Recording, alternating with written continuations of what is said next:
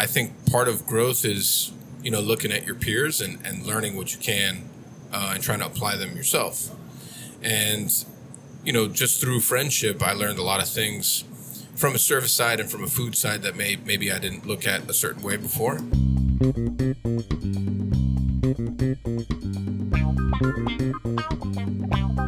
Welcome to a brand spanking new episode of Pan Con Podcast, where word is bond. Turn up the beat in my headphones. Turn my headphones up. Turn my headphones up. I am Nick Jiménez. I am joined, as per usual, by 8th grade basketball MVP, the two-time, Yeah. James Beard, Long lister. semifinalist. Yep. Well, you're now on a shorter list. Did anybody from the South get eliminated? No, not yet. No, because they eliminated a couple of people. Did they? Yeah, they realized they had nominated people who were not actually currently working at their restaurants. Oh, I saw something about a clerical error about outstanding chef Clerical Giant. So maybe there were like 2 or 3 cases of this. Man. Yeah, people who the restaurants were still open, but the chefs were not active, apparently. Wow. Yeah, That's good. Which I guess I will say I'm not trying to portray the Beard Foundation as sloppy. I think it was like a weird technicality where like they had left the restaurants inside of the last few months. So like technically, according to the rules, they were no longer eligible, so they had to be removed. And that was that sort of thing. It wasn't like, they had disappeared a long time ago or whatever. It was a weird circumstance. Well, it was like if Raheem, like if like in that situation where like we found out when he did the podcast that he hadn't been there for like a month. It was that kind of thing. Correct. No, let's leave that in. Oops. Sorry. So we were supposed to be joined by a guest who was not able to join us today. We were stood up. We weren't stood up. We were stood up. There were things out of their control. We were stood up. All right, you can lob these accusations around. That's right. I'm going to lob them. Do it. Theater. Theatrical. Wear your mask if you want to. Sex sells. They were doing a lot of things around here. Welcome to Pan Con Clichés. Oh, there it is. That's a good one. I like that. Pan Con Cliché. Yeah. Pan Con Cliché. No, que cliché. That's good. I like it. So instead, what we're going to do, and this is kind of like a good time to get stood up because there's a couple of things that have been talked about on the podcast that we can now recap since they happened pretty recently. Sure. One of those is the collaboration dinner that you did here at Ariete, Ariete, with Ryan Ratino of Washington, D.C.'s Jaunt and Bresca.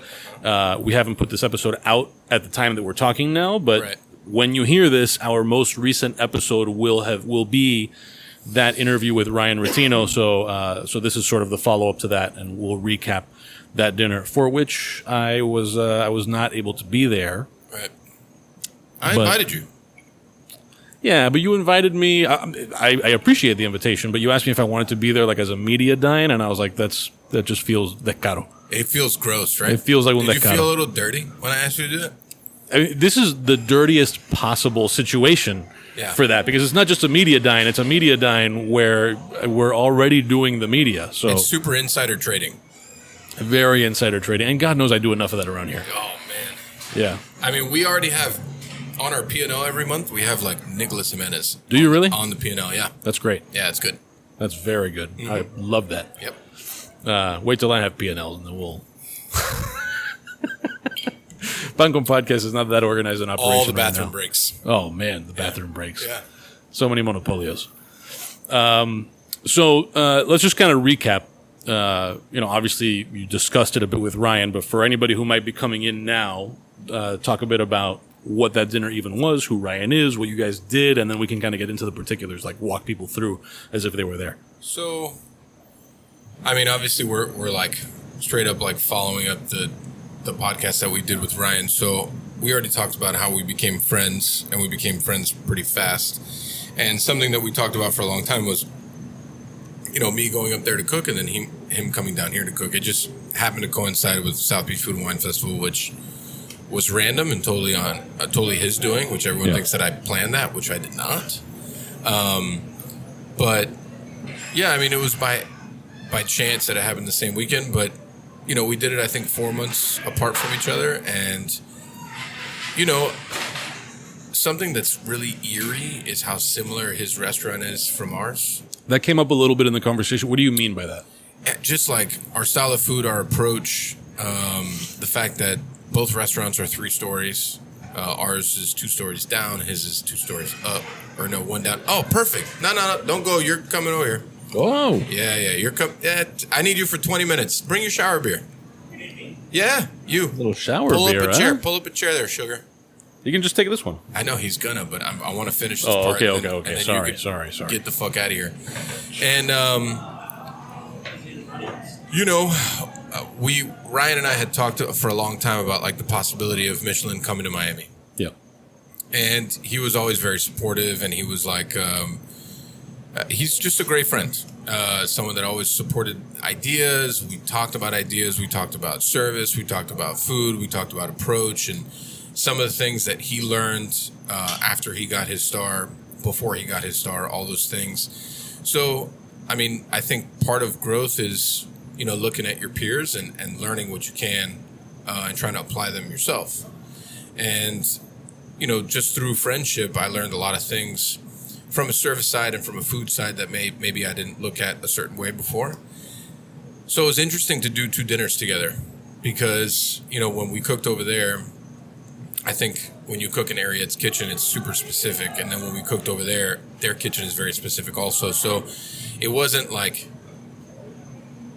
super kosher all the time. It was still very different. Yeah. But there was a lot of like similarities. But still, it's different rooms, different environments. So this dinner specific.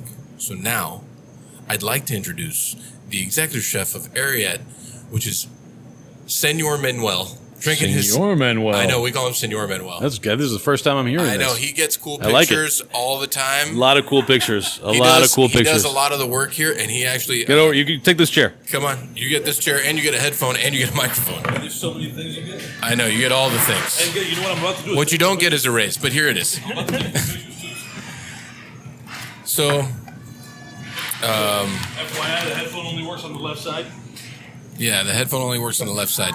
Yeah, but back when you want want to we work on a budget right here. In there, we can lower this a little. We work on a budget. It's the same thing. We only have 4 non-stick pans. we do. What the fuck is that? And they're all scratched up. So Chef Manny has been... What the fuck is that? That's amazing. It's a train horn on a truck. Small pee-pee syndrome. Anyways, Chef Manny's worked there for 2 years. Yeah. Sure. Yeah. 2 years. Obviously, we lost, 8 months of that to COVID. Feels like so much longer. Right. And something that when Manny did his tasting for me, one of the first things I mentioned was, my long-term goal is for Ariete to win a Michelin star. Yeah. Right. So that's something that we've always wanted to raise our standard. We wanted to be in that conversation. We wanted to push for that kind of thing. So we saw this dinner as an opportunity to, kind of what we thought is playing with the big boys. Absolutely. Right. So I would say, 4 or 5 months ago when we came with the menu. Yeah. Well, I think it was sooner than that. Was it? Yeah. Maybe 3. Okay. 2 months. 3. 3. Every time we came up with something, it was like, if we're really going to push, we're really going to push, right? Absolutely. We're going to push ourselves as far as we can go. So let's walk through some of the dishes. Okay. We're going to walk through some of them. Manny's a little camera shy, as you can see. Yeah. We did for the canapé something that we worked on for a while, which was the malanga tater tot, which was inspired by Nick, actually. Really? It was inspired by Nick. That's a true story. I saw Nick cooking something at home, and I'm like, that's really good. The way Nick did it kind of looked like shit, but if we can make it... we had to refine it a little bit. Yeah. We could make it better. The malanga tot. Yeah, malanga tot. And just with creme fraiche and caviar. Yeah. A little bit of an egg yolk jam. Egg yolk jam. That's right. And I thought those were delicious. Yeah, it was a great bite. We could eat... I could eat like 12 of those. Easily.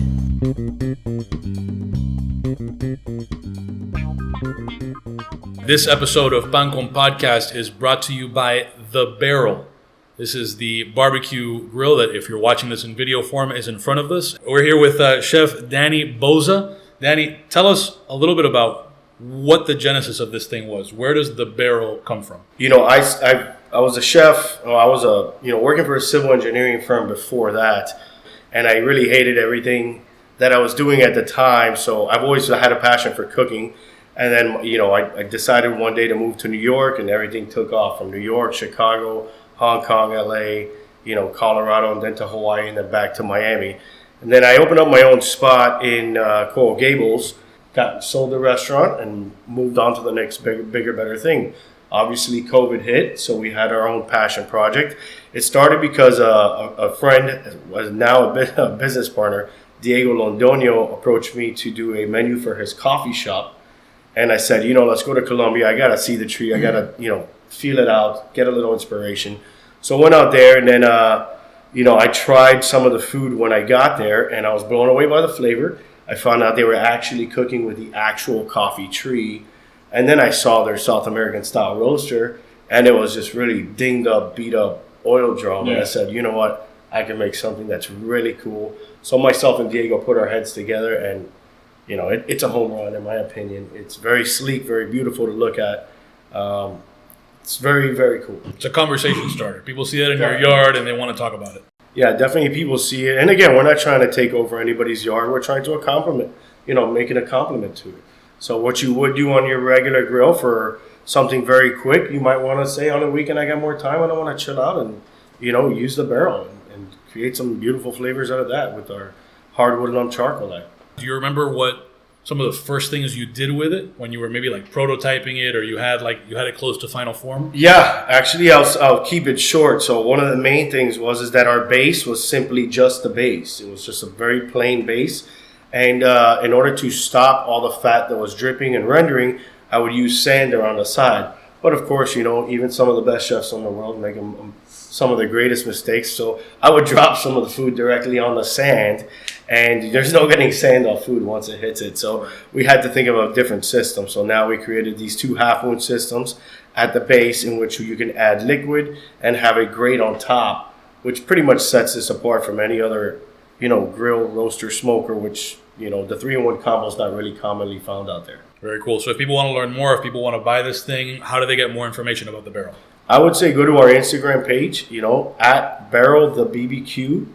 And, you can go and see our link tree there, which has our YouTube channel, our order page, our information, our specs about the barrel.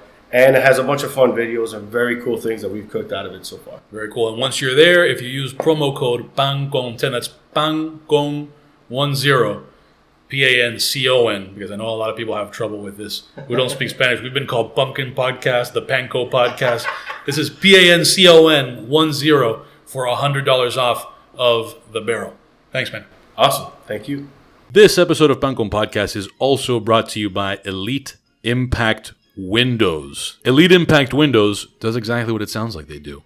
They are purveyors of impact windows. That's the kind that, especially if you're in a hurricane-prone sort of area, you want so stuff doesn't come flying through your windows. Mike, you have impact windows on some of your restaurants. Listen, I heard a rumor. Tell me if this is true. Are all their products tested to go up to 185 mile per hour wind pressures? That is how their products are tested. That's all their products are tested to meet that. I don't know. I've never been out in 185 mile per hour wind.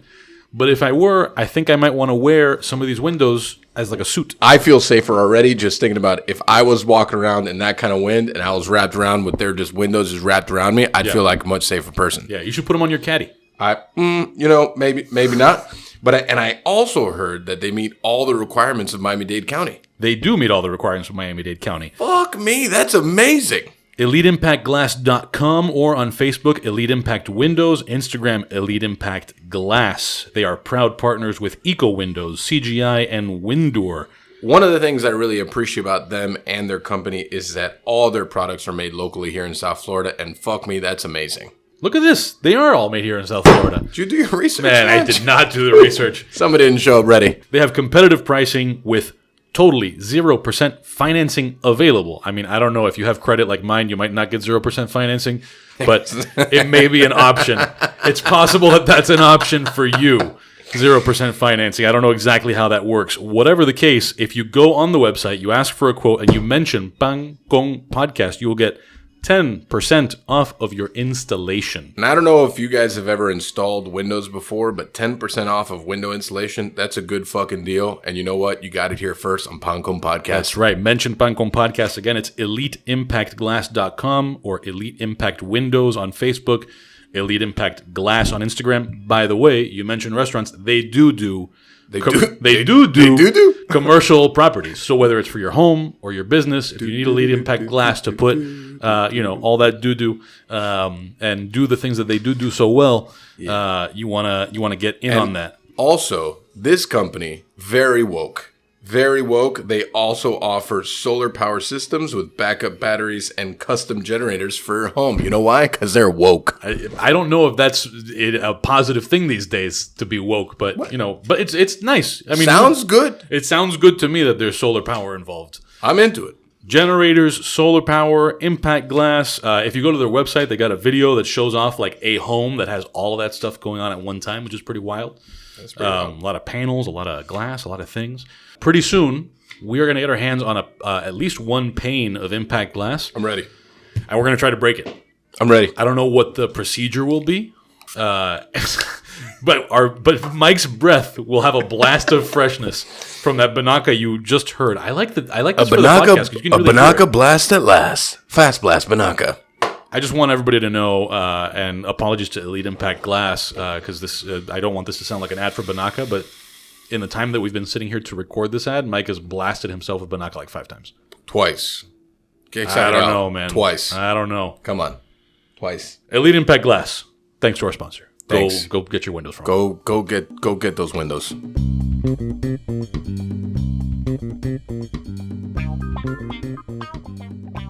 Right. And then they did their tart with kabocha squash and trout roe. Trout roe, the smoked trout roe. Yeah. And then the first course was his semi-cooked scallop with the buttermilk dressing, herb oil, uni.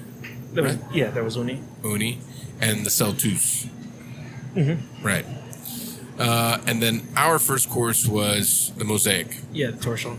So I had this weird idea, and my idea was to do it square. Remember, that was the first? Yeah.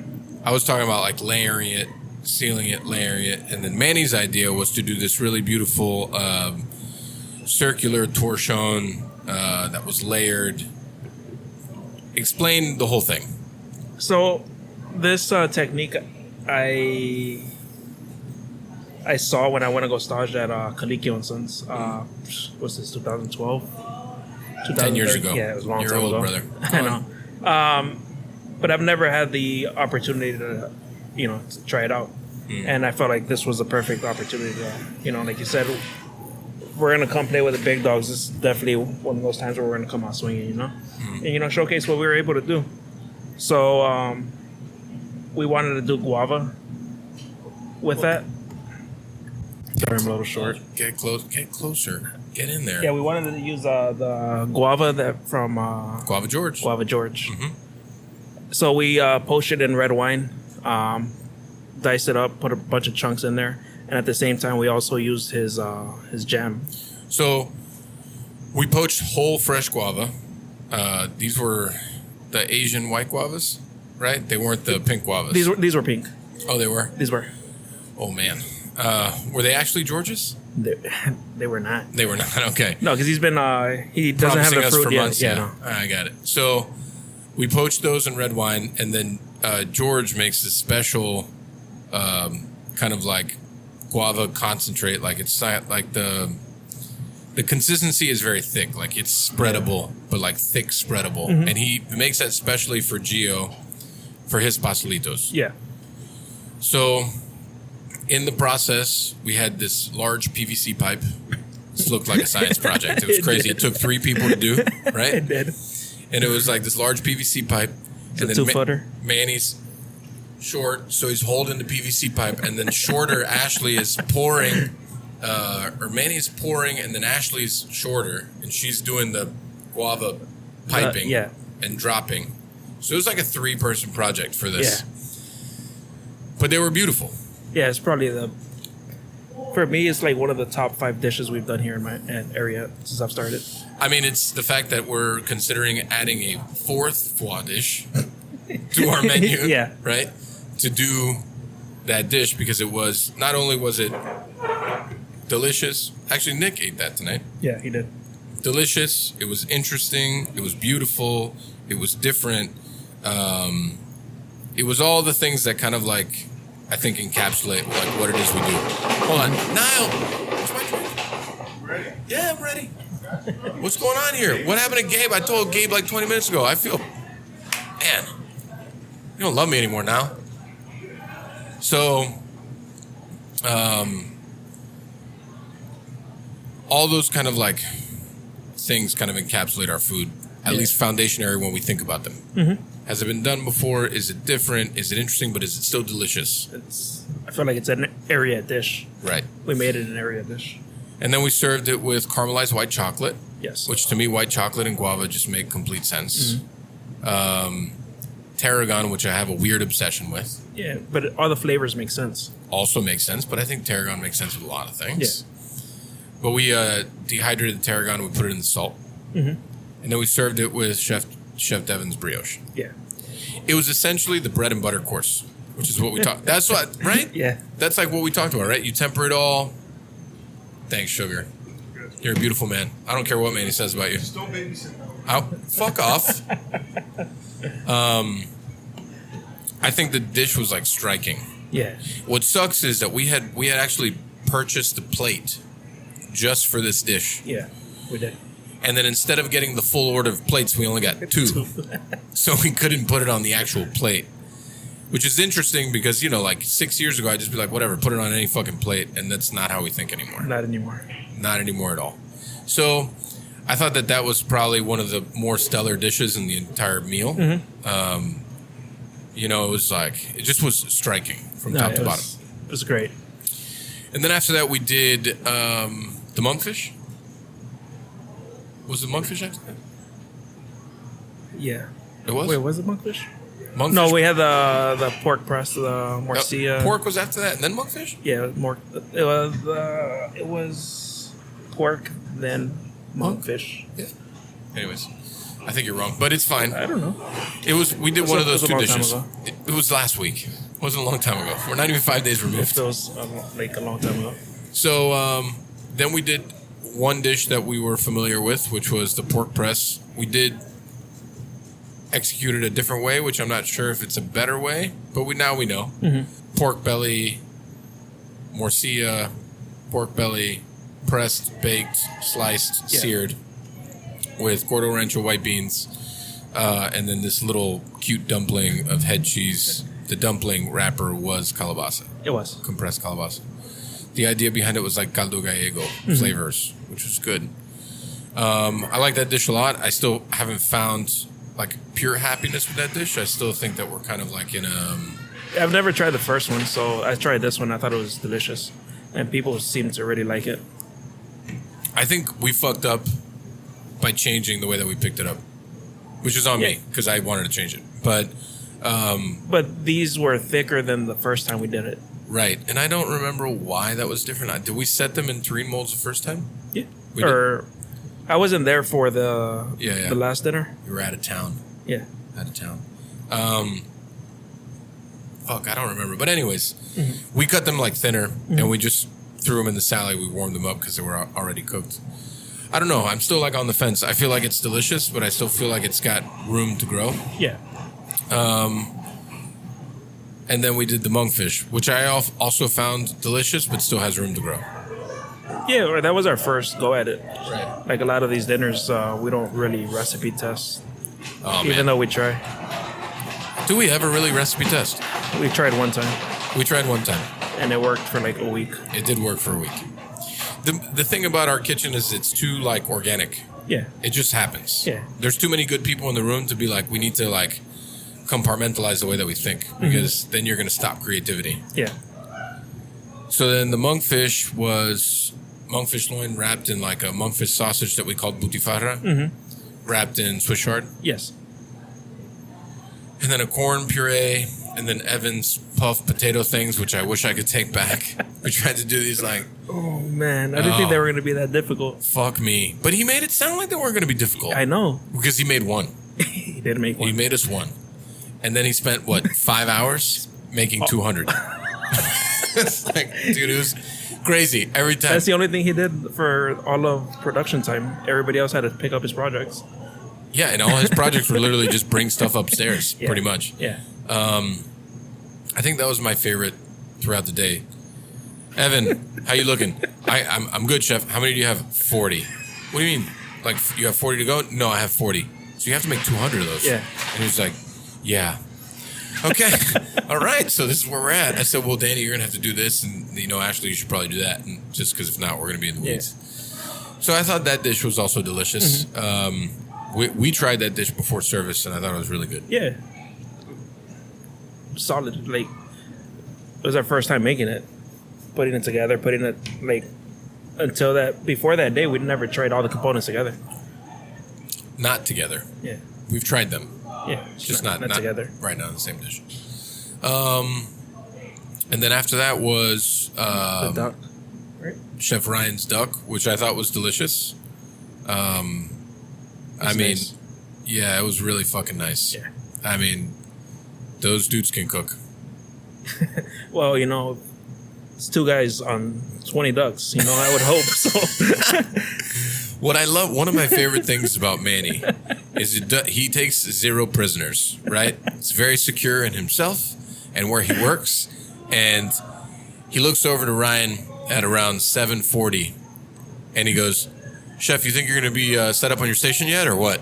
And I was like, oh, fuck, that's great. Yeah. That's really good. Yeah, they were almost due for their first round of ducks. Yeah. And they were still searing. Well, it's interesting, right? Because at Jaunt, they seared 2 ducks, Yeah, no. like for the whole night. So they had to do what, 20? Yeah, they brought 22.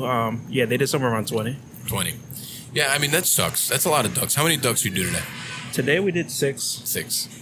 Yeah, but we've done, or not with this technique, but we've done 14 in one day, which is A lot. difficult. Yeah, Yeah, it's a lot. So, I mean, their duck dish was beautiful. Yeah, it was. Tardivo, right? That's what it's called. The radicchio, Something like Heirloom. that. Yeah. It was. the dots of the thing, which I don't remember, the 1,000-year balsamic, right? What balsamic? Right. No, they got that. They took it with them. And then their duck press jus, which they did at home, which now looking back, hindsight is 2020. I'm like, fuck, why don't we do that here? Fuck me. Because me and Ashley were struggling that day over there. I was like, where's the duck press? I got to go upstairs and get the duck press. I got to bring it down. Then I got to clean it. And then I was like, fuck, man, I should have just done this shit. But they don't use the duck press there anymore, do they? They do. Really? But they have literally one duck press for both places because they don't do the table side. Okay. So I think they do certain days, but not every day. And then upstairs at Jaunt, they just do it for 2 ducks. Yeah, that's all they need. So it's fine. And then we went into dessert. That was delicious. It was like this mashup with Fernet, mint, gianduja.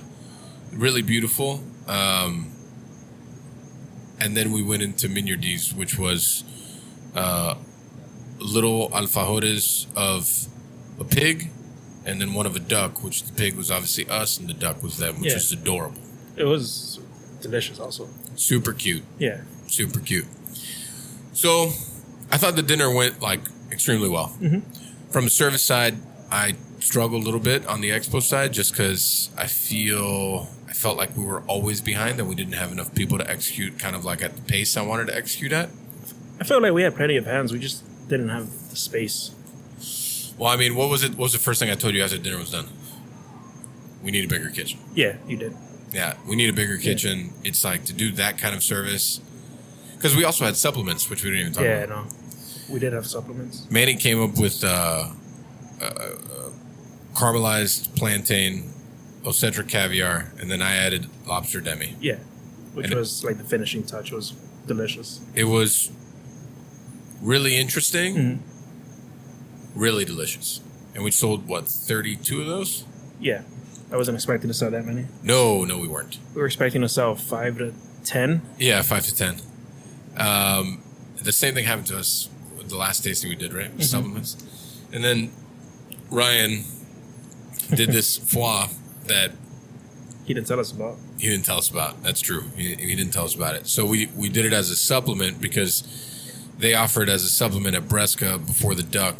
I mean, and it was beautiful. Yeah, it was. Really gorgeous. On like that this- plate and everything. Yeah, like basically a torchon that was laid into a quarter sheet pan, and then it was sesame butter on top, and then a gelée with consomme and Madeira. Beautiful, like so gorgeous. Compressed apples, right? There was compressed apples. All of the truffles on there. Whole mess of truffles. Yeah. And then at Bresca, they do their caviar service with this duck fat waffle that they call Eggos, and they're delicious. And it was like 4 of those. And then the thing is, it was basically to feed 2 people. Beautiful. Sold, I think, 17 or 18 of those. Yeah. I mean, if you went to like all the extremes of all the supplements and stuff, the dinner was, I'd be hard pressed to find a better one that day anywhere. Yeah. In the state and the country. Like, it's, I mean, that's my hope. yeah, no. I think like, I mean, what I saw on the service end was just like, we're tight on space. I think we're tight on people. You know, the kitchen is tough to work in. I think that the restaurant was never built to do a style of service like that. So it's also like sticking a square into a circle. So it's a little bit of a struggle, but I don't know. I mean, I feel like we could have done better if we didn't have 2 chefs picking up a duck course and taking up half the line. listen, they're guests, so they can take up know. however much space they want. I know. We picked up 4 dishes in a matter of like 6 feet. Yeah, we did. That's true, we did. No, but it was great though. They were great. They took I mean, everything. honestly, in all the like, when I worked for Norman and when I worked for Michael, I've done a lot of guest chefs dinners. You know, when I was a line cook, when I was a sous chef, whatever. Those guys were great to work with. No, absolutely. They were a fucking pleasure. They were a delight. They were like super respectful of a space that's, you know, pretty beat up and old. And but I think it's also like what I said going to Bresca, like they were, it's similar. I mean, they just got a brand new Heston suite, so that's nice. But, you know, they're just, they get it. Yeah. It's a struggle. And I think that's why we've always like vibed super well. And I'm happy that we got to do like us there and them here. I don't know. Were you happy at the end With the food? with everything? Yeah, everything was great. You know, we've done a lot of these dinners, so Yeah. the more we've done, the more we feel like, you know, more comfortable. Well, Like this one, I didn't feel as like I didn't have all of the emotions. that's interesting because we talked about that after. And, you know, I didn't either because I also feel like we belong here. Yeah, And I think when we started doing these dinners, we had a lot to learn at the beginning. oh, I know. You know, the first dinner was 14 courses, Yeah. right? 14, 13? Yeah, 14 appetizer portions. Whatever. They were massive. I got it. I'm aware. No, but we've learned. Yeah, we learned. And I think we've gotten a lot better at them. I think we still have like room to grow from them, but we just feel like we're in our zone Yeah, there. And I think that when we started doing this too, like we were just trying to survive. It was the beginning of COVID. So it's also like we were doing something like we were giving the opportunity to a som to just be a som. Yeah. At that time, we were giving the opportunity of a chef to actually be a chef instead of like, hey, we have to do, you know, tacos to go for 50 people because we have to make money because we need to stay open. Yeah, You no. know, like we don't have to do that anymore because we're just open. So I think now it's like more of a rhythm thing. Like we feel in rhythm, we feel comfortable here. At Ariete on any given night, we could sell 25, 30% tastings out of all the covers that we do, which is a great place to be. And, you know, so it's something that's just, we didn't have a tasting at the beginning of this no, we didn't. on a regular menu. We just implemented it, what, 5 months ago? Something like that, 5 or 6 months ago. And now we're about to implement a second tasting. Yeah. Do you want to do that? No. Or it depends on it depends on how I feel. Like some days Oh, I feel man. more confident than Some others. days Manny is very froggy. Yeah, Super well, froggy. You know. Oh, they're talking shit to me. It's like, yeah, let's just do it. I'm like, do you want to do that? Yeah, let's then do it. The next day I'm like, fuck, what did I say that? But why not? Well, I mean, I think it's also, we've been open for 6 years. The idea behind having a second tasting is to have like a kind of like a fan favorite, and then one that of shit that we want to do. Yeah. Which is it's a difference now. Like, actually, shit that I love is like from the dinner, we had some stuff that was left over, and I think we came up with a pretty stellar dish from that. Which I love shit like that, because you're just using what's around you to put together a thing that I kind of wish we would have thought of before, because I think it was fucking great. Yeah. And it would have been great to serve that day, but I like right now it's between Key West shrimp, langoustines, scallops, thinly sliced at the bottom of a plate, the white beans finished with uni butter, very warm lime, we said? Yeah, we said lime. And uni tongues. Yeah, uni tongues on top, and then the Suriano ham that we have for our turnip dish, which Suriano ham is just Serrano ham, but it's not made in Spain. It's made in Virginia, so it's called Suriano ham. It's very, very delicious. I mean, that's pretty much the whole dish. Yeah, very simple. And it was for us, it's simple. Yes, for us it's simple, and it's delicious. Yeah.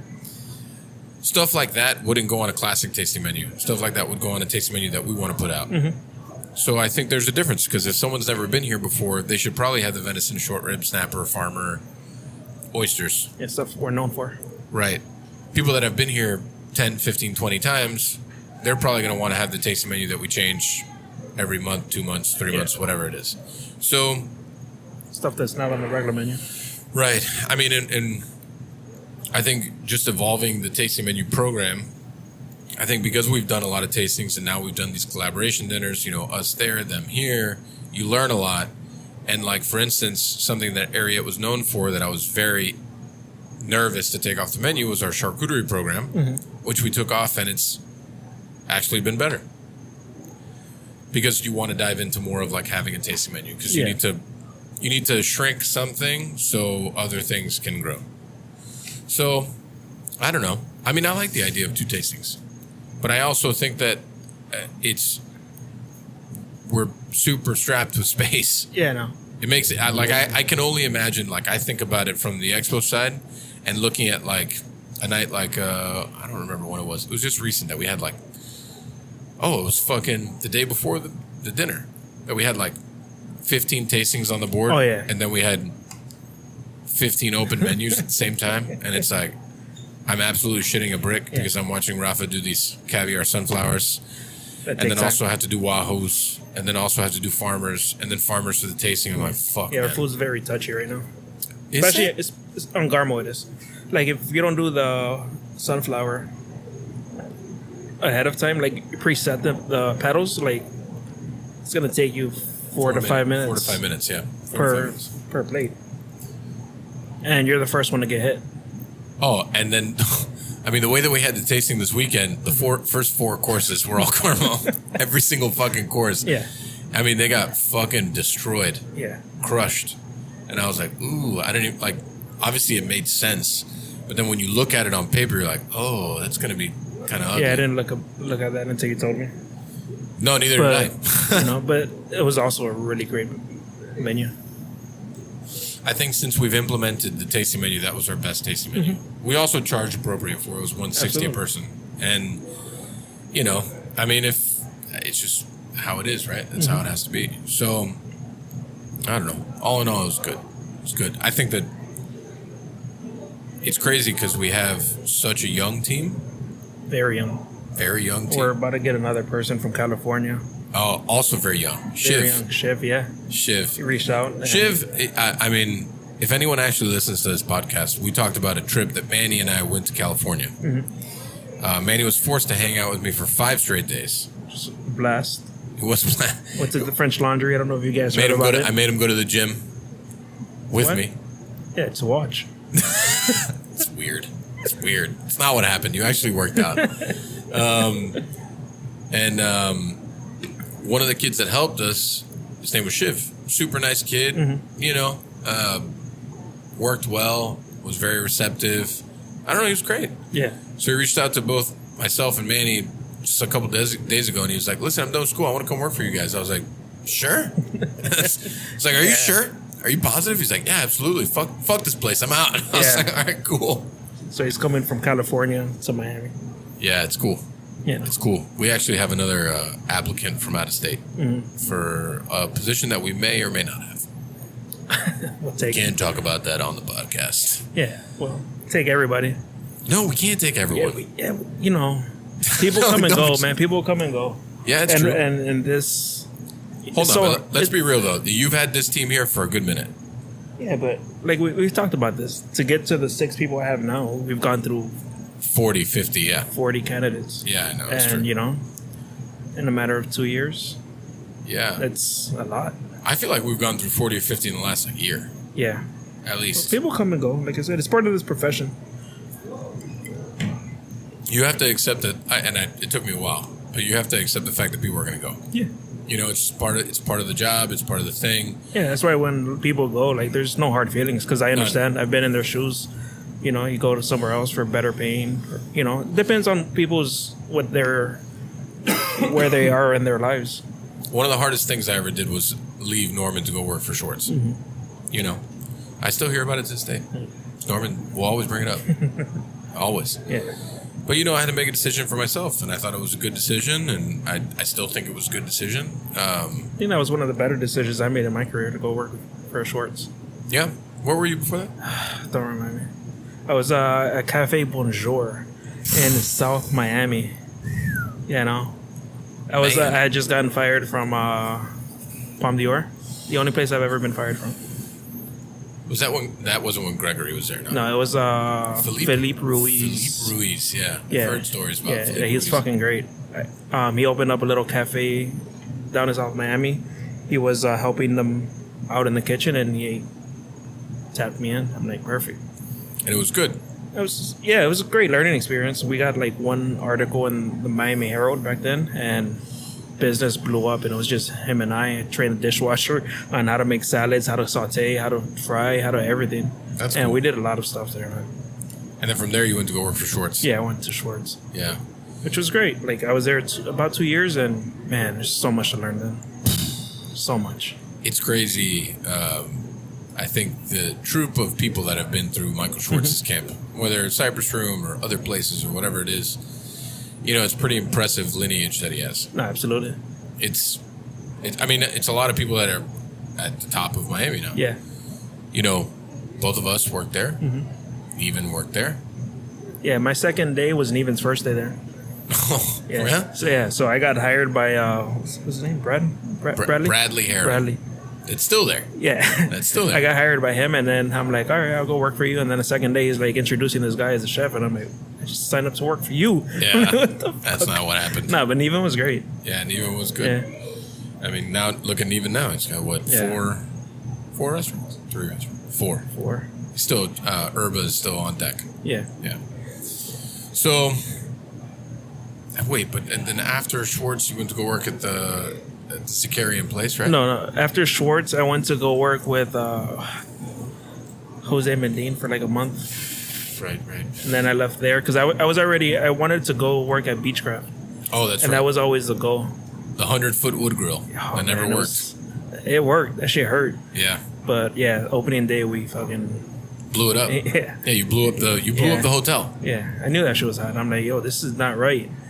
And then, like, obviously, in Mexican, nobody's paying attention to me. But, Right. you know, that shit backfired on them. It was, Opening day, they had but legitimately it was like 40 feet long, right?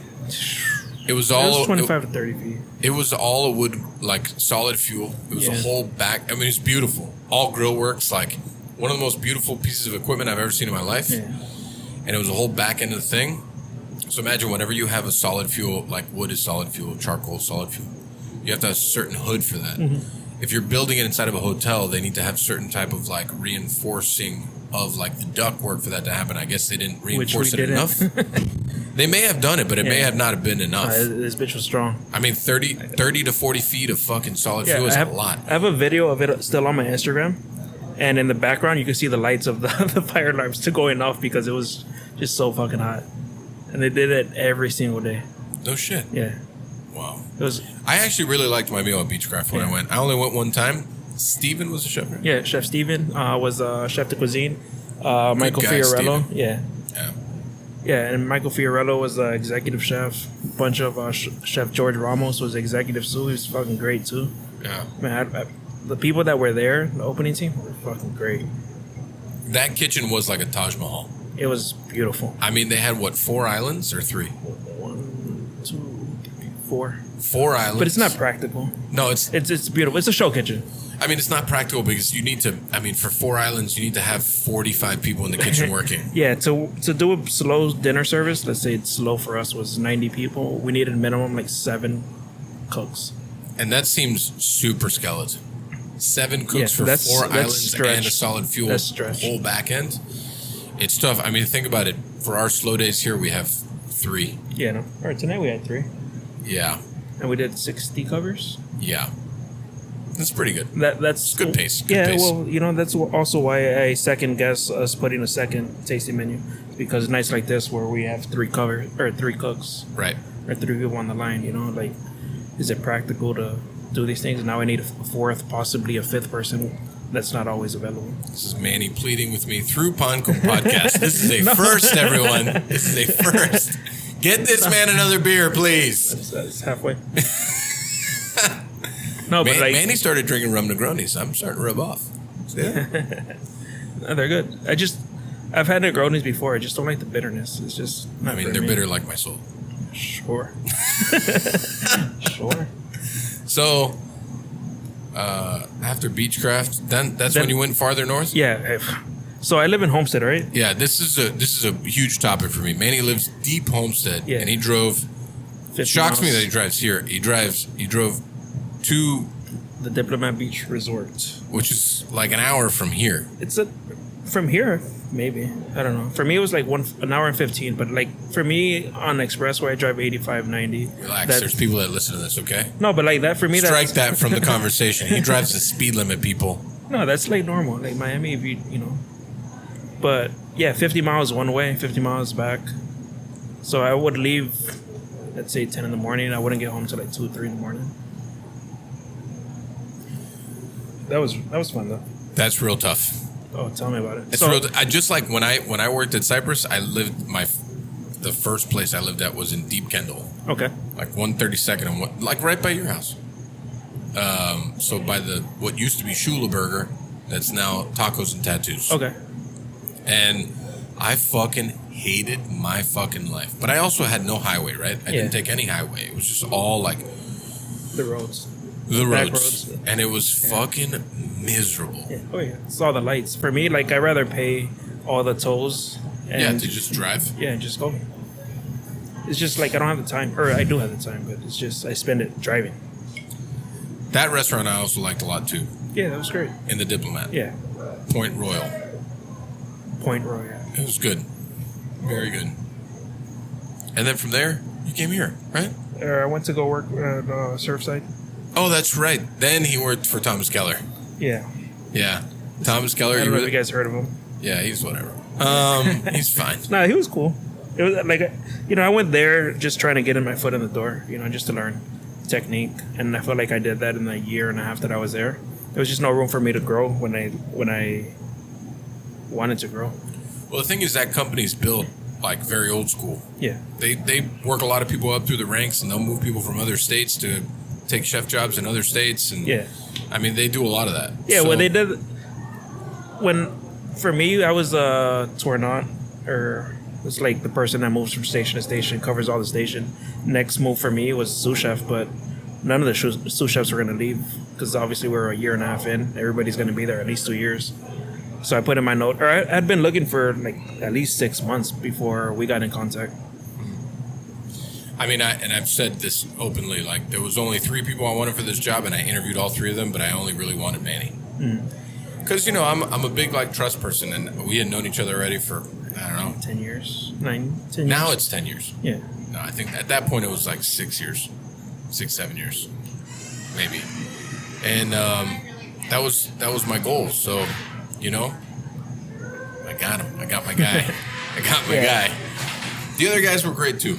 I don't know if they would have like fit the bill. Manny has been coming to area since the day that it opened, pretty much. Yeah. Bringing his like 4-month-old daughter, Yeah, she had her first dessert here. She had a lot of first here. which is amazing, and I Yeah. love that. So, you know, I mean, it's a pretty interesting story. And then to be here, and then Manny started like I don't know, a month before COVID happened, right? 2 months. I started in February, first week of February. And then March. Oh, yes. Yeah. So 6 So a weeks. month, yeah. 6 weeks essentially. And then the world turned upside down, and then it was like, what the fuck do we do now? Yeah, she was rough. It was rough. It was rough. And here we are now. You know. Well, thanks for like just impromptu coming onto the podcast and making you very uncomfortable, which I love doing. That was really good. Oh, man. Did you talk about your tattoo? Oh, I haven't talked about my tattoo yet. Nick was talking about it at the bar. Was he? Yeah, he says that you went to a Creed concert yesterday.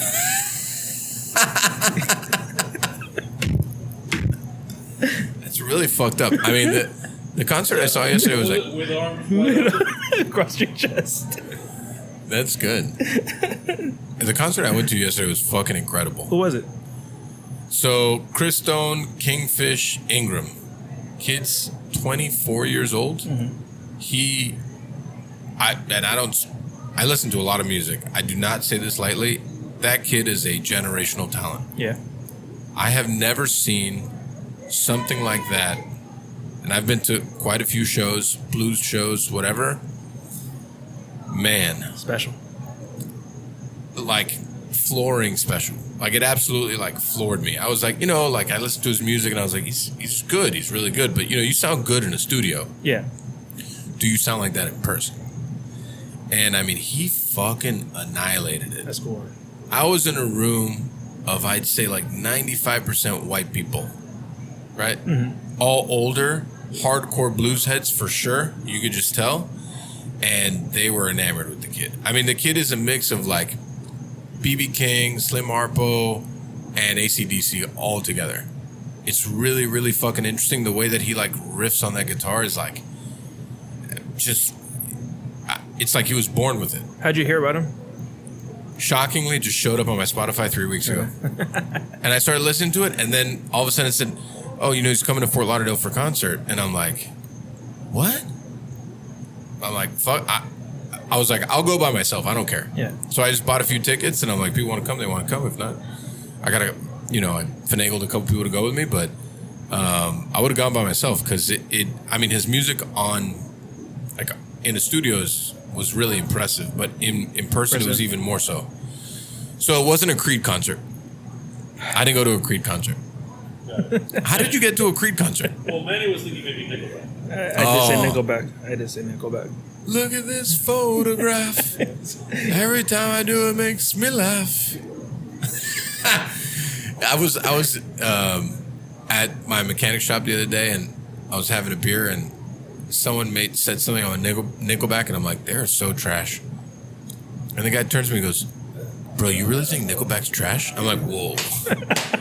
Is that a serious statement? Like, you're just... He's like, yeah, but you know their music. I was like, it doesn't matter if I know their music. Their music's not good. And he was like really offended that I said Nickelback was trash. Nobody listens to them anymore. I mean, people make fun of them still. Yeah, no. I mean, they're still somewhat we relevant. still do in the kitchen.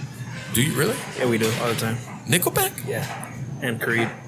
And Creed. You do not listen to Creed. I used to.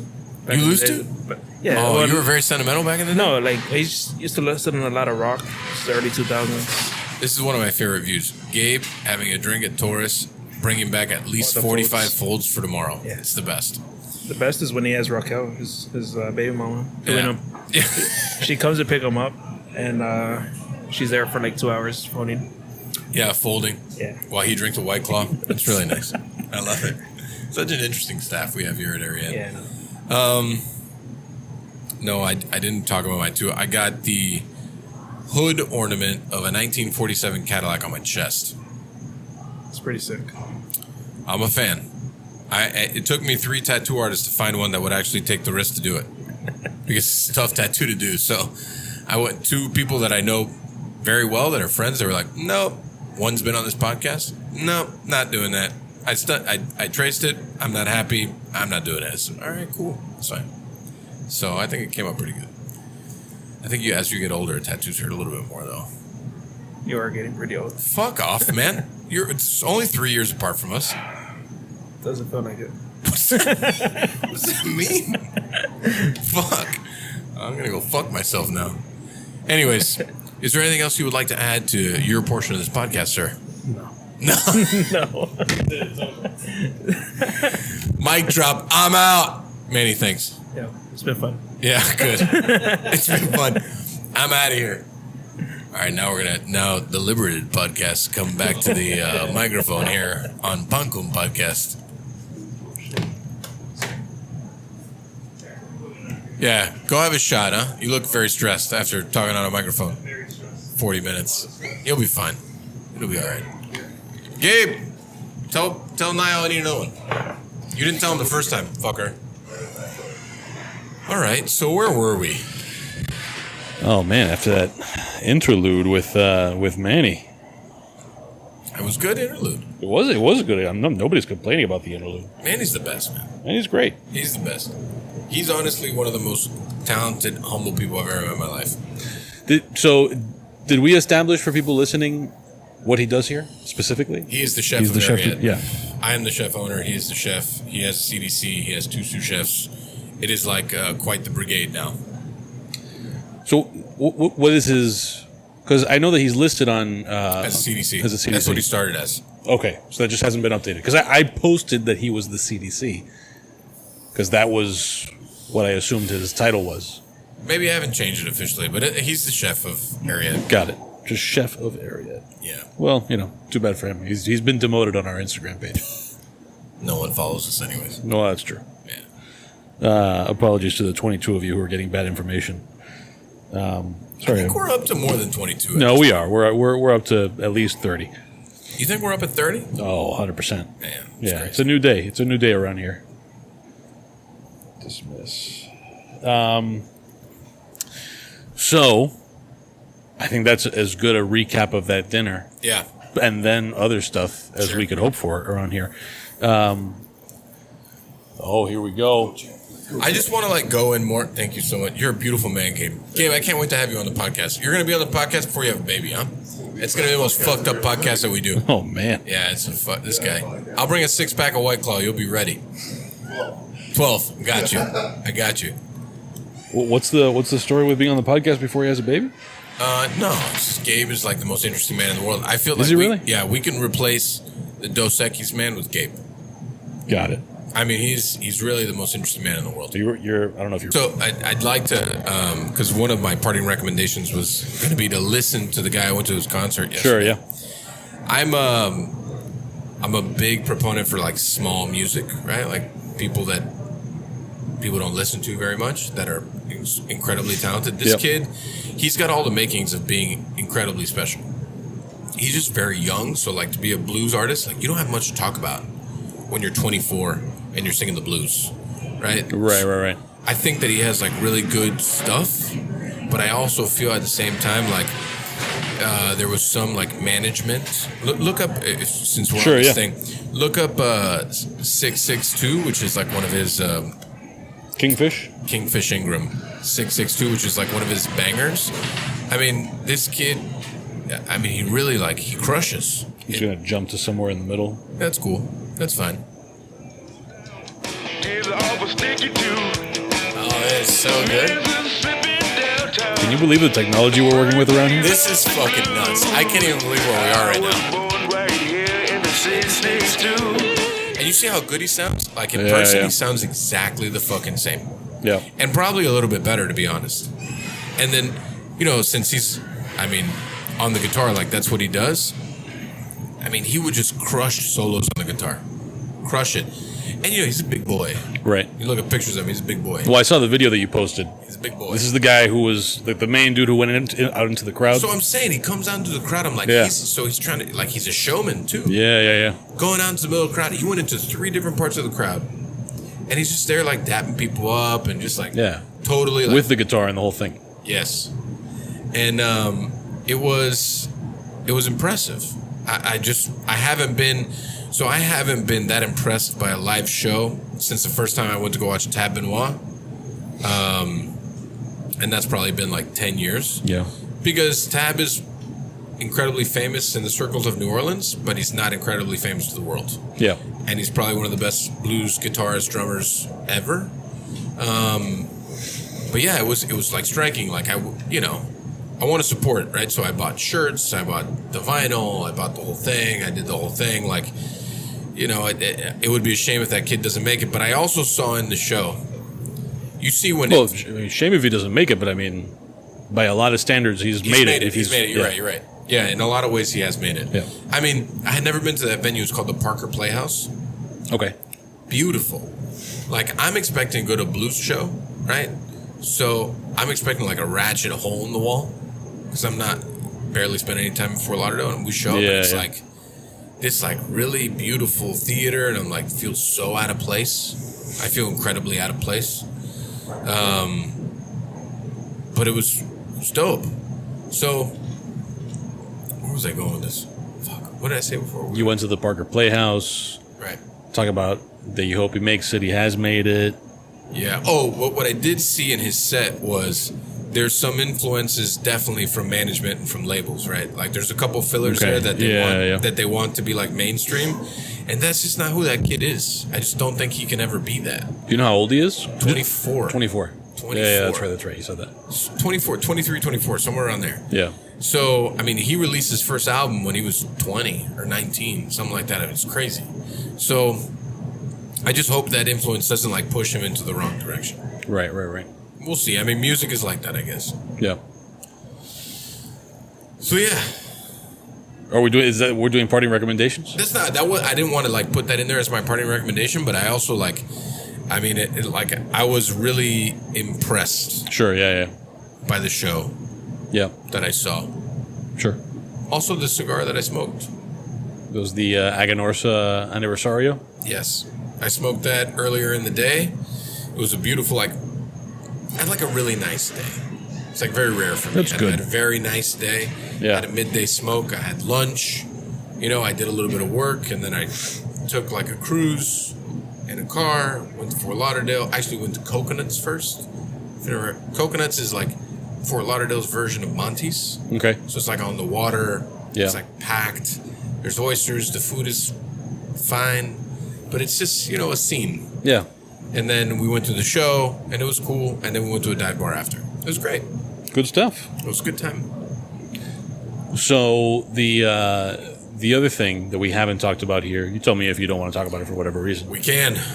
The South Beach Wine and Food Festival. Oh, this is good. So, for a little bit of context. I know, I love this context. So, several people asked me this week, why are you doing an event? You don't do Sobe. And I said, you're absolutely right. Because this has come up on this podcast also. Several times. Yeah. And I would address it. And and this was brought to me the other day. And this would have to go through you, because it couldn't go through me. Why don't we invite Lee Schrager onto the podcast? Okay. Just to, I mean... Are you asking me why we don't? No, I'm saying we should. Sure, yeah. Because I have no personal qualms with the guy. I mean, he personally, I don't think likes me very much, but that's totally okay. Yeah. My qualms are with the business practices of the festival in and of itself, right? So, and we had this conversation. Would you say business practices or just business model? Model. You're right. Practices makes it sound... No, I appreciate that. That's I used the wrong word. Sure. Wording was off. Got it. So we spoke about this, 3 months ago? We might have, but it's come up over and over. So my thing with the festival always... I'm sorry, I say that because I'm sure...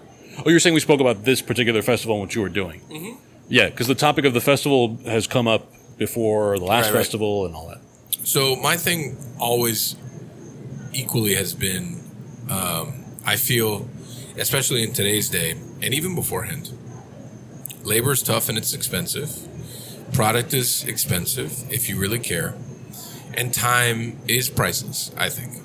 So if you're going to ask me to do a full day event, and then plus days of labor behind that, and then you're going to tell me that in response I'm going to get a $500 to $600 stipend to pay for that event, That doesn't make any fucking sense to me, right? And then you're going to tell me in response that it's for marketing. When, in and of itself, the marketing, like, if there's a bunch of, like, let's say 10,000 people that go to a tent in the beach, and there's a bunch of places that have these small little signs that have your name on it, I don't really see that as marketing, right? I also don't think that they highlight local chefs, but that's a different conversation. But I think this is just talking about the economics of the thing. I think if you want me to spend my time, I would like to get paid for my time, right? And it doesn't need to be a ton. It just needs to be paid. Like, I need to feel like satiated for a full day and plus my team's days of labor. So they don't really do that, you know, and they don't do that. So someone approached me. So we worked in unison with Jim Beam, and we were their, I guess, food provider for the day. It still had our name on it. It still had Ariete's name on it. It had my name on it. It was food that we would do. They gave us a food budget. They paid me and the team. And, you know, it was like a very happy relationship. So the person that I work with that actually works part of a production company for Beam, they shared with me that people were shocked that that I decided to work with him. And their response was, he's been a delight to work with. You know, we made a deal. We paid them for their work, and that was it. And that's really, that is fundamentally the only issue here. You know, I have no issue with what they do. Apparently they stand for a very good thing, you know, money to FIU and the whole thing or whatever. But at the end of the day, I mean, first of all, labor is tough, product is tough, time is even tougher. So if you're gonna pretty much put up a lot of time to do something and man hours, it's just gonna, I mean, you have to pay for that stuff. So yeah, I mean, I think that's where we're at. And also equally, the event that they asked us to do, I think was the most beneficial for local chefs, period, which was, because it's located in the Gables. I think the people that go to that event will actually go to places like Ariete, places like Finca that was there, places like Babes. Finca, winner of the, what did they win, Burger Bash or something? They actually won that event that we were at. Oh, the Swine and Wine. Yeah. Wine and Swine. Yeah. Swine and Wine. Whatever, same thing. Babes was there, Fiola was there, Luca was there, Chef Adrian's was there. These are all like, I mean, they could technically go there and go to those restaurants. But if they're in South Beach, I have a hard time finding them going from South Beach going to their restaurants. Yeah. I mean, just, you know, it's far. So, and I actually had this conversation with Giorgio not too long ago because, like, that event does make sense for people like us because it's in our neighborhood, you know? So, yeah, I think Lee should be on the show. But I think a lot of people, yeah, and I personally, I don't have any problem inviting, so we'll invite him to the show. Invite him. Yeah. Or maybe he's one of our 22 listeners. Lee Schrager, you're invited to the show, but we'll also be in you've touch. been invited to the show. I'd love to have a conversation with you. I think you're a great guy. I just don't like the festival. Great. There it is. There you go. So did we already say what? So I know that you mentioned that you were working with Beam. Did you talk about what you actually did? No, we did. So their whole thing is like they wanted to do something pork based. Obviously, it's called Swine and Wine. Right. So we took our bacon before we smoked it, and then we braised it in iron beer. You don't bet. Which is, I guess, like Hispanics' version of Dr. Pepper. It's not like really sarsaparilla-y, but it's not like just like Coke either. I don't know. I don't drink it. I don't drink any soda. I don't drink soda things. either. But yeah, we'll Google Eat 'em Bet. Google it. Actually, you should look up the ad for and just play it in the background for Eat 'em Bet. Maybe no, but Gawi would have to put an ad on here for us to do that. Give us all your money, Gawi. It's ads at dademag.com. And we did that.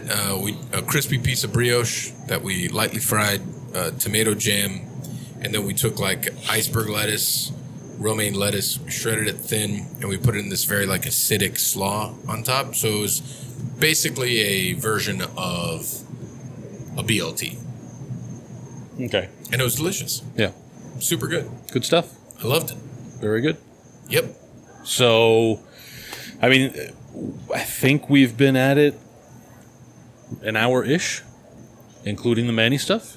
Has it been an hour? Yeah. God, time flies. You want to do some winding down here? Yeah, let's. I'm super ready to wind it down. All right. So, Slow wind for me. Slow wind for me. man, I wish we had budget for the rights to all this stuff. But that's not the same. We could use that. No. This is why we need Zach the Baker in here. I'd like to say openly, I've spent a good amount of time with Zach. And actually, congratulations to Zach being nominated right. for Best Baker. Yep. That's epic. That thing isn't per region; it's for the entire country. Right. So The outstanding Baker thing isn't South. It's, listen, we've had quite the people. Pablo Zitzman, Best New Restaurant. That's right. That's also huge. That's the whole country. Yeah, Congratulations to him. Val was supposed to be on the show 6 times. She just, whatever. Yeah. No, we have a pretty solid. Michael fucking Schwartz, most Michael outstanding Schwartz. chef for the country. I was just talking about Michael That Schwartz's fucking guy. appearance on this podcast a while ago. I forget why it came up, but I mentioned to somebody when on that podcast you mentioned that you read a lot of books, and I think he said, "Prove it," or bullshit, or something along those lines. Yeah. Fucking jerk. Yeah, man. No, the roster is pretty solid. Yeah. No. And then if you go back into past years, what is Jose is like a 5-time? Mendine? Yeah, Man, he's got like 4 or 5 noms. what a time I had with Jose. Yeah. Yeah, after service on Saturday, I had a drink with Jose. Mm-hmm. Yeah, not a drink at all. He's such a great human being, and just like a great person to like bounce life off of. Like just talk about things. And he's a little bit older than me, so it's like great to just shoot the shit and I think learn by proxy, right? Yeah. Because he's lived a lot more than I have, so he's the best. Yeah. And he was nominated fucking I think 5 times. Yeah, that's what some I'm saying. shit like that. Yeah. Joe Rogan took all our Spotify money, and Jose Mendine took all our Walmart money. He did. Yeah. I mean, and Kiko Man money. He took too. our Kiko Man money? He did. Oh, man. Show you Kiko Man? Yeah. I mean, if I would love for people to go find that video you showed me. Yeah. Well, we put it in the podcast in that episode. It's just so epic and so ridiculous. I just wish that we could put Jose's face on the little man. I got to tell you, that sounds very doable. I know it does. Sounds... I know it does. Oh, there it is. Here comes the sound. There it is. We don't have the rights to this either.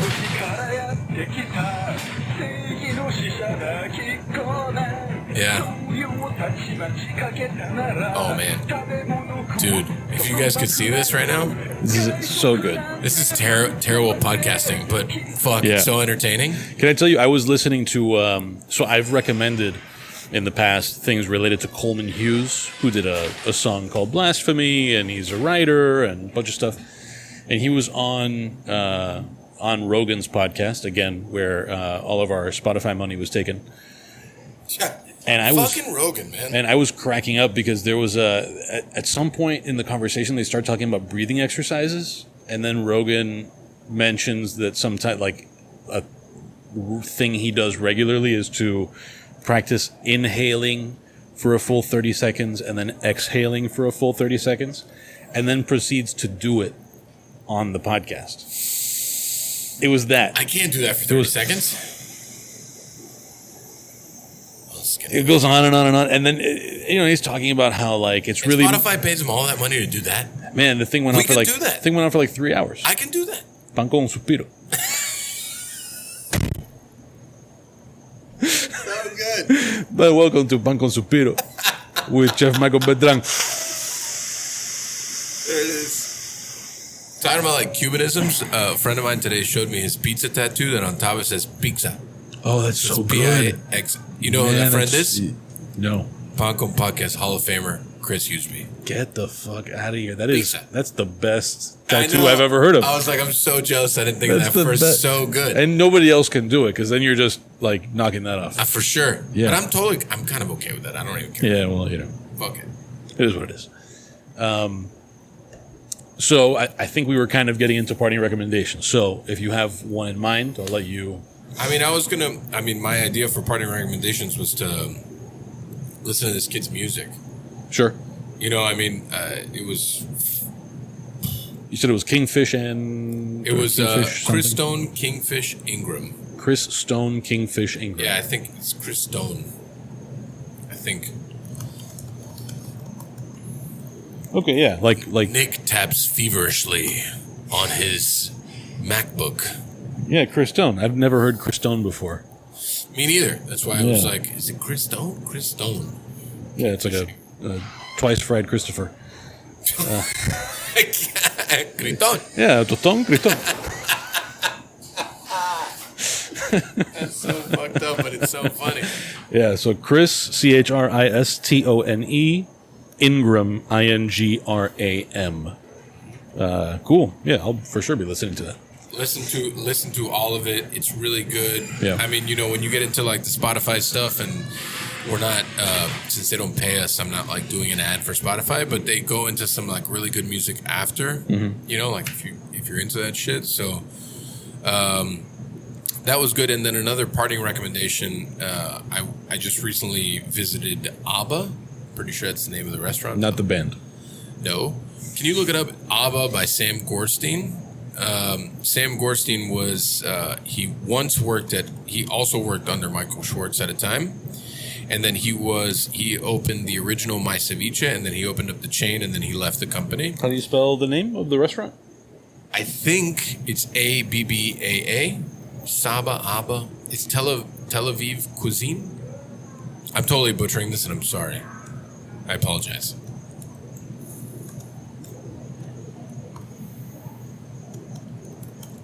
No, I know the place you're talking about, and I'm also blank. Abale? I don't know if that's how you say it, but it's... Abale. That's Abale? it. Abale. So we just... Abale Tel Avivian Kitchen. There you go. That's exactly it. So I had a meeting at Scapegoat because we're about to roll out a new cocktail menu. So we're about to try all the new cocktails, which they're all delicious. And after driving around looking for parking south of 5th for 40 minutes, which was such a good time, I had like an hour and a half to kill. So I went over there. I sat by myself at the bar. I ordered way too much food for myself. It was all delicious, simple, well executed, really, like I had 3 different dips. I'm a fan of Israeli food. I mean, it was really fucking good. Yeah. Really fucking good. And now his pastry chef is a legend everywhere, Eddie Goldsmith. Mm-hmm. So I took some stuff to go, baklava, and then these like cake things, feta and date, I believe. I mean, they were all really good. I mean, everything was delicious. So I had lunch there. Very good. So that's another one of my parting recommendations. Good stuff. Yeah, I do my best. Yeah, well, that's why your name is on the sandwich. I didn't put any thought into parting recommendations this time around. Just let it rip, man. Let it rip. Saturday nights at Nick's house. That's right. Saturday nights. If you're listening to this, it's too late. Yeah. But March... For big fight. Who's going to win? 5th. Kobe Covington or Masvidal? I'm going to say either... I know this is a little bit of a cop-out, but I think either Masvidal finishes Covington or Covington wins by unanimous decision. So, what I know, what I've heard from people that actually... I'm not an MMA person, but if Covington takes it past the second round, Masvidal is going to struggle. That's what I heard. Yeah, I mean, I think the longer it goes... Right. But if Masvidal can finish him in the first 2 rounds, then he's done. Sure, yeah. I mean, if he finishes, he finishes. I don't know. I don't know what any of that means because I don't know much about MMA. So well, like if there's a knockout, knockout or submission. Right. So it just means maybe Masvidal's like training isn't there to get past 2 rounds. I don't really know. It's more that Covington is known for, it's a corny phrase, but it's one that gets used all the time when people talk about him for weaponizing his cardio. He just has like a pretty impressive gas tank, which was part of why the fight with Usman, both of them, were as exciting as they were because they went all 5 rounds, and even in the 5th round, they were both at like a ridiculous pace. Right. So it's tough for people to keep up with them for 5 rounds. So the thing is, I mean, at this point, again, if you're listening to this, the fight's already happened, so it's going to sound silly, but in those fights with Usman, Masvidal impressed people with his ability to not get taken down, or at least get back up after being taken down. So Covington is also was an elite college wrestler. Right. So against most people, that's somewhere he can go, or at least like the threat of the takedown and the wrestling is always a factor. Right. So it'll be an interesting fight, especially I think if if it gets out of the first round. Because at that point, when people if it's a question of does Masvidal catch him or does he gas out first? How much of an issue is the wrestling? Right. And they also trained together for a long time. Oh, right. Which I heard that Covington actually slept on his couch. Right. Covington slept on Masvidal's couch. Right. Right. Yeah, because Masvidal is 4 or 5 years older, I think. So for a long time, because they look kind of like the same age. No, I think Masvidal is 37, and Covington is 33-ish. Right. But yeah, so it'll be interesting, and it's at least as a fan, it's more fun when there's real bad blood. Whether that ends up meaning anything in the fight, who knows? Right. But I mean, I don't know. I just watched a couple of clips today on my way here of not after service of the fucking press press conference. Yeah. And I mean, it looks like they actually don't fucking like each other. Yeah. It looks pretty heated. Well, I think the backstory there is something like that. Masvidal had introduced Covington to a coach who then never got paid. So that's part of the thing. And then Masvidal says that he ended up paying Covington's bill because he felt bad because he was the one who brought him into the first place and he stiffed this guy. So there's a whole thing. Right. It kind of goes to in this fight, part of what makes it entertaining is the thing that's been commented on this podcast a few times about sports being soap theater. operas. Yeah, it's theater. Yeah. I mean, it's all about theater. Yeah. Because, I don't know, this is basically the telenovela for all the mid-30, mid-40-year-old grown-ups. Right. But in this case, it feels real. It maybe is real, which maybe it's less theater and more cheap. Do you think that UFC is a little more like WWF in some ways of trying to show that theater than anything else? Nah, not necessarily. No, I think I find a lot of it in boxing.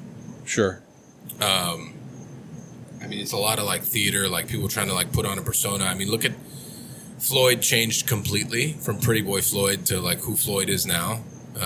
He did change his boxing style completely too, but I don't know. There's theater in all of it. I think it's a lot like football, in the sense that there's a central organization that's telling those stories because and they'll do all that stuff.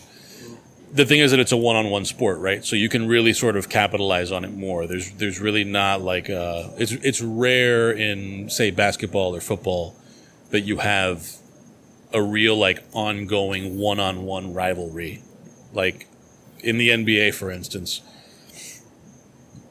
It's maybe what they would have done with Bird and Magic Johnson or something like that. Right? Yeah, I mean, they're always going to make this big show out of something that's maybe not that big of a deal. Exactly. I just think that with MMA, it's like if boxing was all controlled by one organization, you strip away the rest of the team, right, and you can just market that. Yeah, I mean, I think that boxing may benefit, and also it hinders them, the fact that there's so many different factions that box, there's so many different belts. UFC, they benefit from the fact that there's one UFC. Right, I mean, there's other sub things, and I've learned this through Dave Arvello because I don't really know much, but it just all sounds confusing. I don't think it's I think it's the equivalent of single, double, and AAA baseball. Yeah, sure. I mean, I was at the gym this morning. Not organized the same way, but conceptually in terms of how you might progress with the UFC and maybe one in Asia being the premier goal for most people. I was at the gym this morning and there was a couple guys sparring that I watched them spar. It was a great match. Young kid. Do me a favor, flip that screen around. Just turn it around this way. Other way. Yeah. Boom. Boom. Look at that beautiful man. Look at Oh, that. man. Oh, man. Look at that. I'm a little cut off, but Oh, you're fine. it is. It's good. That'll do. Yeah, it's fine. It's fine. Don't worry about it. It's fine. Don't worry about it. Stop touching things. Stop touching it. Stop touching it. And I was like, these guys are good. And one of the coaches was like, yeah, he's like 9-0 as an amateur. I'm like, this guy could probably box. I've watched pro boxing. Watching this guy box. He can box. Like, oh, I don't know if he can box. I don't know. There's so many like layers to it all. And since it's not my sport, I played football for a long time. That's a sport that I know. I don't totally get it. I don't totally get how they get to like the next level. Does it have to be like someone just likes you and then they get you to the next level? It's just very weird. Well, from what Dave has told me, and I think he might have brought some of this up in the conversation that we had on this podcast, which his episode was a while ago now. But that aspect of boxing is very different from MMA, in the sense that there's a lot more like manipulation of matchups and stuff like that in boxing. So like if you're undefeated in MMA for that many fights, right, people are looking at you like, oh, okay, this is serious. Right. Whereas you can be like, you can have a 9-0 record in boxing and it not mean a whole lot. Yeah, you could spend like a year in another country and just beat up on people that don't know how to box. Right. And have, a pro record that's like 10, 15 or 0. Right. And you're just padding your record because the one thing that Floyd did do was, like the undefeated thing is huge. And Dave did talk about that, and he talks about it all the time. Is like, guys are allowed to lose. Like, you want them to fight the best people. And truth be told, Canelo's only got 1 L, but he definitely lost to Triple G one time. I still don't think that's a draw. Like, I've watched that fight so many times, and Triple G won that fight. Mm-hmm. The fact that it was a draw, I'm like, they wanted him to win. They wanted him to win, So money goes behind a bunch of shit, and that's why it is the way it is. So that wasn't quite a recommendation because people are not invited to my house. They can't. Why not? We can have a party at Nick's house. Well, because if by the time you hear this, it'll already have happened. No, but then we'll have another party. Yeah, we can have another party. Just keep Nick's your going eyes to be peeled. killing it on the barrel. We have a barrel. Listen, I just want everyone to know we have a plan. Can we share our plan? We have a plan? This is exciting. Maybe. We have a plan. Nick has hatched this like really great plan to build a mobile studio. Oh, okay. We're going to build a mobile studio so we could bring a podcast to you. Bring a podcast to your doorstep. So they're making a lot of promises. So if you want to, put in that $1 to Patreon, it's all going to an Airstream to bring a podcast to you. It's not all going to that, but it's some. Yeah, help us get there. Help us work that into the budget. It's so good. Yeah, the idea is eventually the idea is to. All of this that we have here, as unimpressive as it might look, takes a while to... Super fuck. Do you remember the single microphone on Tea Time with Mike and Mike?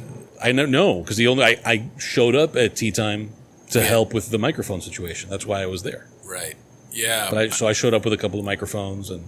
Yeah. But this takes a little while to set up and break down every single time. So the goal is to outfit a cargo trailer as a mobile studio that we will not take to your door, but that does open some possibilities in terms of like events, or like we could arrange to take it to someone else's restaurant and record at their restaurant if the Pigpen.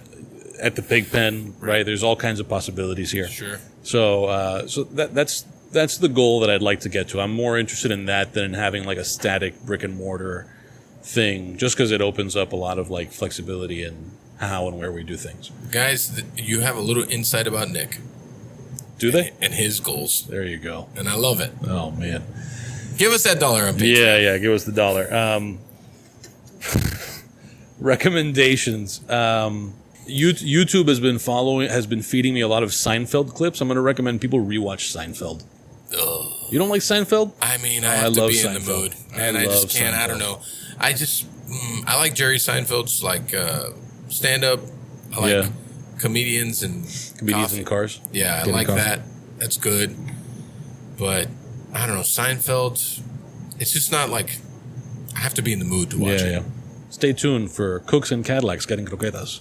I know this is Cadillacs and coffee has been a thing that I've thought about. I mean, cars and coffee is a thing all over, right? Oh, cars and coffee is like it's a once a month get together that is as ratchet and as intense as you can get. There's like fucking 500 cars there. Well, but that's like a national thing. It's a theme everywhere. Yeah, it's a thing everywhere. But Cadillacs and coffee, just because I can do it. There's not a lot of Cadillacs. We just put them behind jugs. It'd be great. Boom. We have coffee already. There you go. Pizza. Pizza. All right. So shameless plugs, Mike. Any shameless plugs from you? All the things. All the things is where we drop our All the Things song. Yep. And Pan Con Podcast, shameless plugs. You can find Pan Con Podcast at Pan Con. Ooh. I cannot. Well, because I teased this in my story, which probably no one's paying attention to, but it's fine. The fact how there was a jersey trade-off today during my tattoo. Yeah. Right. So I was having a drink with Dave Arvello at my favorite local dive bar at like 2 a.m. And Dave is sharing the story with me that one of his good friends has found this Sade jersey. It's a one-of-one jersey. Sade, it's got an album on the back, all the tracks on the album. It just doesn't exist, and it's an extra large, right? And he's super excited to get it. Dave is what we call husky, right? So he's a solid extra large. So this extra large is more like an extra schmedial, right? Extra schmedial. So as we're drinking, he's like, he's stroking his beard in very classic Dave Arvello fashion. He's just like stroking it, and he's like, "Dog, Sade jersey doesn't fit." And I was like, "Man, that sucks. I'm so sorry." He's like, "But you know what, dog? It'll fit you." And I said, "Oh yeah?" And he's like, "I think you should have it." And I was like, "Cool, I'll definitely take it." He's like, "Doesn't fit me." I said, "All right, cool, I'll take it." So Dave texted me today at like 2:30. I had just started getting my tattoo. It was like a long 5-hour tattoo. So he's like, "Yo, dog, where you at?" I said, "I'm at Ocho Placas. I'm getting a tattoo, whatever." He's like, "So I want to, we made a deal." And I actually had forgotten that we made this deal. You forget most things. That's not true. Yeah, sure. Don't put that evil on me. I don't forget a lot of things. I don't forget most things. Come on, Nick. Maybe most is an exaggeration. I forget things, but not most things. Forget a lot of things. Okay, all right. All right, let it go.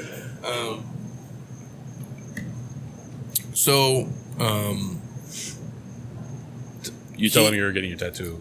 And he was like, "I'm going to come by. I'm going to drop off this jersey because word is bond." And I was like, "Wait, what?" And he was like, "Yeah, dog, word is bond. I told you you're going to get the jersey. I'm going to give you the jersey." I said, "All right." So just true to his word, Dave shows up, and he was about to take off to go to Orlando to go meet some people. He's like, "I wanted to give you this jersey before I left town." He's leaving town for 2 days. It's not like he's leaving for like 3 months. Yeah. And but he was just like very much in like, word is bond. Yeah. And I was like, "Cool, dog. I'm into it. I'm into it." So, that's what happened. Good stuff. Yeah, I mean, we can cut that part out. We can give it to the people. All the things. I still got to recommend all my shit. I mean, we've done this 80 times already. All the things. Woo! There it is. Ooh. Get into All it. the things. Gotta sway. Hands up. Hands All up. the things. All the things, all the things, all the things. All the things. That's so good. Man. I haven't heard that in months. Yeah, I'm sure you have. So yeah, find Pan Con Podcast at Pan Con Podcast on all of the social media things. If you want to support what we're doing around here, patreon.com/dademag, DADEMAG. Also, this is really not a shameless plug, but FYI to people, speaking of Dave Arvello, I've been DMing back and forth with him. He has tickets to a thing that we will be giving away because he can't use them. So we're giving away his 2 tickets to see Bill Maher at the Fillmore tomorrow. Wow. He's donated them to Pancom Podcast.